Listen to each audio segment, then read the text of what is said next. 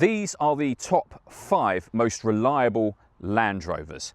Now, for a lot of people, Land Rover is just not a reliable product, full stop. If you are in that camp, then, well, these are the 5 most reliable of an unreliable batch of cars.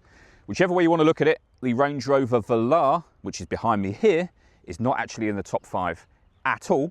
The car in 5th place it's the Range Rover Evoque, specifically the version behind me here, so the current version made from 2019 until now, obviously. It has a reliability rating of 86.9%. This might be the last Land Rover product that I'm stood in front of today, so I will tell you about the car that's in 4th place in front of something else, or in something else maybe, but that car is... turns out I did have another Range Rover to do. This is the previous version of the Evoque, which actually is not on the list at all, but I thought, seeing as I was doing another Range Rover, I'll tell you about the car in 4th while stood in front of this. So the car in 4th is the previous version of the Range Rover, the full Range Rover.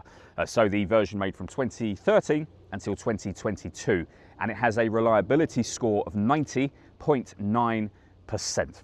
The car that's in 3rd place is the Range Rover Sport. So the current version of the Range Rover Sport, the version they started making in 2022 and they still make today. It has a reliability rating of 92.6%. The car in 2nd is not too dissimilar to this car, and that one is the previous version of the Range Rover Sport is the car that's at 2nd place on the list. So the version they made from 2014 up until 2022, when it's replaced with the previous car on this list, of course.